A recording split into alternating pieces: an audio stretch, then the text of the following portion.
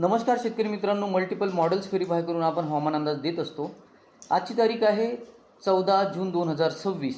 काल आपण जो हवामान अंदाज दिला होता, नावकास्टिंग म्हणजे लाईव्ह सध्या परिस्थिती काय आहे आणि उद्याची परिस्थिती काय राहील हे सांगितलं होतं। तर उद्या आपण बोललो होतो की विदर्भात बऱ्याच ठिकाणी ढगाळ वातावरण राहील आणि काही ठिकाणी तुरळक स्वरूपाचा, काही ठिकाणी हवेच्या वेगासोबत असा पाऊस राहील। तर त्या प्रकारचं वातावरण आता विदर्भात बऱ्याच ठिकाणी तुम्हाला पाहायला मिळत आहे। ठीक आहे, तर हे बघा आणि समोर नकाशामध्ये पाहू शकता की बाष्प बंगालच्या उपसागरापासून, ॲरोकडे लक्ष द्या, बंगालच्या उपसागरापासून विदर्भापर्यंत, महाराष्ट्रापर्यंत कसं विस्तारलेलं आहे। तर ह्या ॲक्टिव्हिटी रोजच घडायला पाहिजे असते असं आपण रोजच सांगत असतो। पण हे गोष्टी मॉडेलमध्ये आपल्याला फोरकास्टमध्ये दिसत नाही, ज्या कालही दिसत नव्हत्या। आता उद्याची तारीख 15लाही आपल्याला बाष्पाची निर्मिती कमी दिसत आहे, ढगांची निर्मिती कमी दिसत आहे आणि संपूर्ण महाराष्ट्रातच आणि विदर्भात सुद्धा।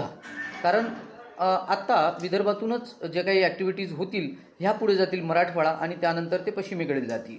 ठीक आहे, तर वातावरण बदलणार आहे आता 18 तारखेपासून। आणि हे जे तुम्हाला समोर चित्र दिसत आहे, तर बाष्प आत्ता जे निर्मिती, ढगाची निर्मिती जी दिसत आहे, ही विदर्भापुरती मर्यादित आहे। मराठवाड्याचा लगतचा पूर्वेचा भाग जो आहे विदर्भाला लागून तिथे आहे, परंतु याचा विस्तार वाढेल। हे बघा असा होईल, ठीक आहे, असा विस्तार वाढेल।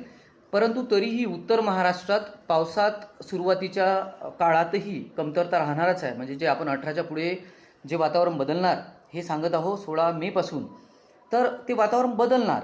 पण बदलणार तर सध्या जी इंटेन्सिटी आहे विदर्भात हे वाढेल, हे वाढेल आणि आणि पेरणीस पोषक वातावरण निर्माण त्यावेळेस बऱ्याच ठिकाणी होणार।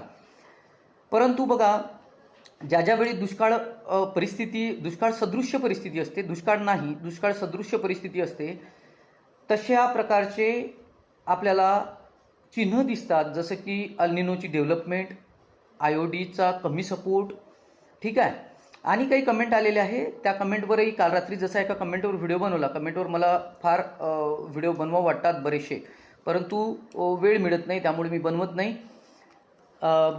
तर काही प्रयत्न करील आता, ठीक आहे। तर आता बघा, हे जे रोज ॲक्टिव्हिटी घडत आहे हे वाढतील 18 तारखेपासून, ठीक आहे। 18 तारखेपासून याचा विस्तार वाढेल आणि याची व्याप्तीसुद्धा वाढेल थोडीफार। पण पेरणी करायची का, तर पेरणी ह्या अशा पावसाच्या भरोशावर अशा सालात, आता 2023, मी 16 मेपासून सांगत आहोत तुम्हाला की तुम्हाला 2023 आठवत असेल। जेव्हा जेव्हा अशा गोष्टी समोर येतात तेव्हा तेव्हा माझीसुद्धा बरीच जास्त शेतकऱ्यांना आठवण येते। आणि जेव्हा नॉर्मल कंडिशन असते तेव्हा तर मॉडेल उचललं की कोणी हवामान अंदाज सांगेल आणि आपल्यालासुद्धा कळते की आता पाऊस येणार आहे। परंतु अशा जेव्हा क्रिटिकल सिच्युएशन येतात, माझा मोबाईल कंटिन्यू वाजत राहतो सकाळपासून, ठीक आहे। तर आता परिस्थिती एकंदरीत अशी आहे।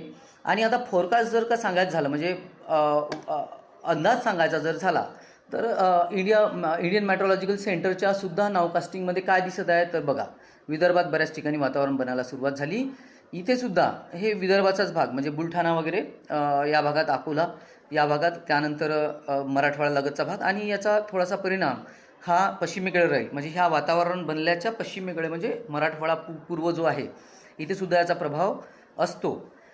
त्यानंतर आता मान्सूनची परिस्थिती काय आहे, तर निळी रेषा तुम्ही पाहू शकता की इथे 8 तारखेपासून 14 तारखेपर्यंत भारतीय हवामानशास्त्र विभागाने नॉर्दर्न लिमिट ऑफ मान्सूनची रेषा एकाच ठिकाणी ठेवलेली आहे। आता 15 तारखेची इमेज बघा। तर यावर आणखी एक गोष्ट सांगतो मी तुम्हाला, तर हाच मी म्हणतो तोच की हा जो सपोर्ट आहे भारतीय हवामानशास्त्र विभागाचा यावर्षी शेतकऱ्यांना, तो चांगला मिळत आहे। कारण काय, भारतीय हवामानशास्त्र विभागाने जर म्हटलं की मान्सून पुढे गेला तर लोक पेरणी करतात, ठीक आहे।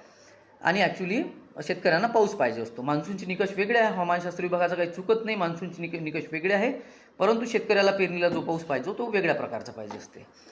आता 15 तारीख, तर 15 तारखेचं जर का आपण चित्र बघायला गेलो तर 15 तारखेला बघा, महाराष्ट्रात जास्तीत जास्त मराठवाडा आणि विदर्भातच आपल्याला ढगाची निर्मिती दिसत आहे। उत्तर महाराष्ट्र, पश्चिम महाराष्ट्र अशा प्रकारची कोणतीही ढगाची निर्मिती आपल्याला दिसत नाही आहे। आता ह्या घडामोडी वाढतील आणि मान्सून महाराष्ट्रात येण्यासाठी पोषक वातावरण निर्माण होईल।